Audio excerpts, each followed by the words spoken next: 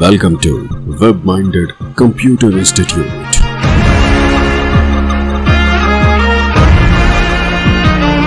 Then like, subscribe and share.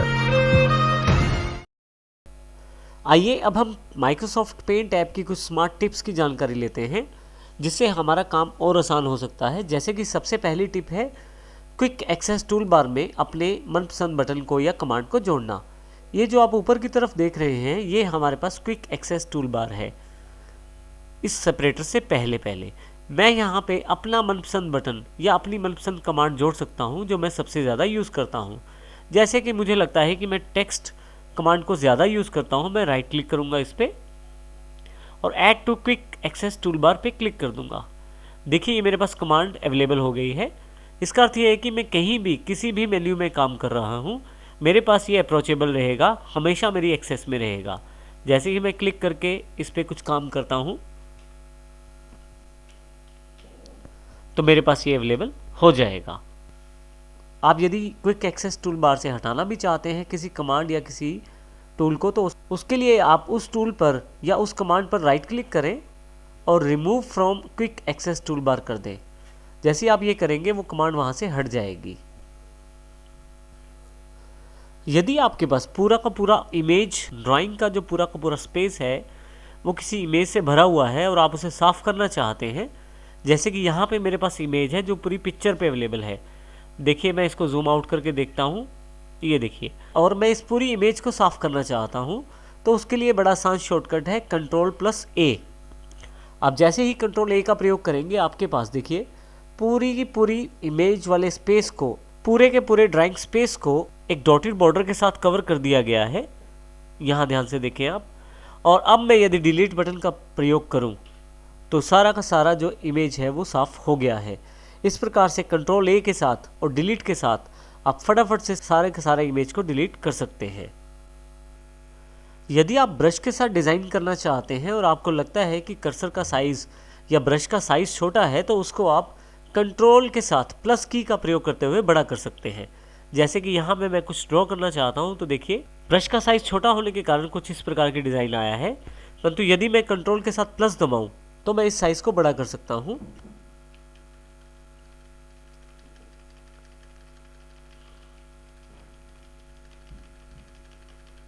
इसमें मैं control press करके रखता हूँ और साथ में प्लस बटन को दबाता हूँ। अब यदि मैं ड्रॉ करता हूँ तो देखिए स्क्रीन पे साइज़ बड़ा हो गया है कर्सर का। इसी तरह से यही कार्य आप इरेज़र के लिए भी प्रयोग कर सकते हैं। यहाँ देखिए ये इरेज़र का साइज़ छोटा है, परंतु यदि इरेज़र का साइज़ मुझे बड़ा करना है तो कंट्रोल के साथ प्लस का निशान दबाएं। इरेज़र का साइज़ बड़ा हो जाएगा। फिर से इरेज़र का साइज़ छोटा करने के लिए आप कंट्रोल के साथ माइनस बटन का प्रयोग कर सकते हैं। देखिए इस प्रकार हम कंट्रोल प्लस और माइनस के साथ साइज़ को छोटा या बड़ा कर सकते हैं अकॉर्डिंग टू टूल।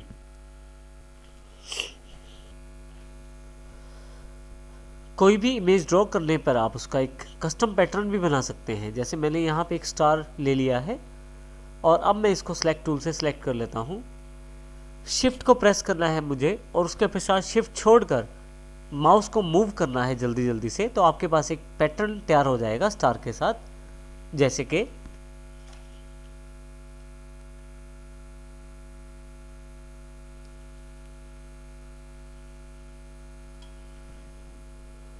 तो इस प्रकार से आप एक रैंडम पैटर्न जनरेट कर सकते हैं अपनी किसी इमेज के आधार पे। यदि आप इसको स्टैम्प की तरह यूज़ करना चाहते हैं, अर्थात इसकी क्लोनिंग करना चाहते हैं या डुप्लीकेट बनाना चाहते हैं, तो उसके लिए कंट्रोल प्रेस करके रखें और जहाँ पे आप इसको प्लेस करना चाहते हैं वहाँ पे माउस को छोड़ें। आपके पास ये कॉपीज़ बनानी शुरू कर देगा। जैसे कि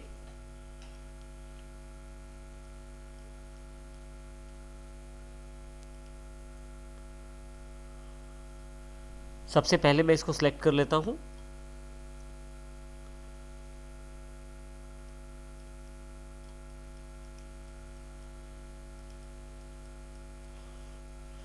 कंट्रोल प्रेस करके रखना है और माउस को इमेज के ऊपर से हटाकर दूसरी जगह लेके जाना है। जहाँ लेके जाना है वहाँ माउस का लेफ्ट क्लिक छोड़ दीजिए, अपने आप उसको एक क्लोनिंग या डुप्लीकेट तैयार हो जाएगा। कंट्रोल के साथ कॉपी या क्लोनिंग करने वाले एग्जाम्पल को हम यहाँ दोबारा समझते हैं इस फोटोग्राफ के द्वारा। यहाँ इस फोटोग्राफ पे एग्जाम्पल समझाने से पहले थोड़ा सा मैं इसको जूम कर लेता हूँ ताकि हमारे पास थोड़ा सा नज़र आने वाला एरिया बन जाए। देखिए यहाँ पे एक बटन है, इस शर्ट पे जो बटन है इसको मैं डुप्लीकेट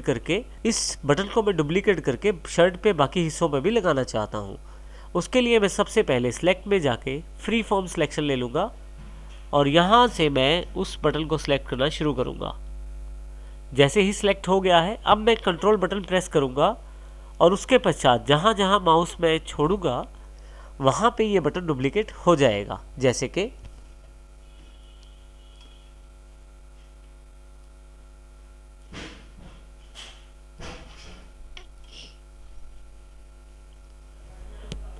तो इस प्रकार मैं इस कंट्रोल बटन का प्रयोग करके अपनी जो इमेज मैंने सेलेक्ट की थी उसको क्लोन कर सकता हूँ, डुप्लीकेट बना सकता हूँ। अब यदि आप छोटा करके देखें इस इमेज को तो यहाँ पे इतने ध्यान से देखने में पता नहीं लगेगा कि आपने उस बटन को क्लोन किया है। तो इस प्रकार आप माइक्रोसॉफ्ट के पेंट ऐप को बेसिक्स एडिटिंग के लिए भी प्रयोग कर सकते हैं। मेरे पास एक इमेज दी गई है जिसका साइज 46.2 KB है, यहाँ देखें आप। लेकिन कई बार जॉब भरते समय, चाहे वो गवर्नमेंट जॉब हो या प्राइवेट जॉब हो, ऑनलाइन फॉर्म भरते समय उनकी कुछ रिक्वायरमेंट रहती है कि फ़ोटो का साइज़ कितना होना चाहिए। आप ये रिसाइज़ के द्वारा सेट कर सकते हैं। जैसे यहाँ मैं रिसाइज़ पिक्सल के द्वारा सेट करना चाहता हूँ। मेरे फॉर्म के लिए जो बोला गया है वो पिक्चर का साइज़ 200 बाय 300 होना चाहिए। तो यहाँ पे मैं 200 कर देता हूँ और नीचे 259 अपने आप आ जाएगा क्योंकि मेंटेन एस्पेक्ट रेशो पे क्लिक किया हुआ है। इसके अतिरिक्त मेरी जो फ़ोटो का साइज़ है वो 40 KB से कम होना चाहिए। अभी मेरी फ़ोटो का साइज़ 46.2 है। मैं इसे ओके कर देता हूँ और फाइल को सेव कर देता हूँ। यदि आप ध्यान दें तो नीचे साइज़ जो है 38.1 KB हो गया है और मेरा जो फ़ोटो है उसका साइज़ भी छोटा हो गया है जो रिक्वायर्ड साइज़ था। इस प्रकार से आप अपने फॉर्म के अनुसार अपने फ़ोटो का साइज़ छोटा कर सकते हैं।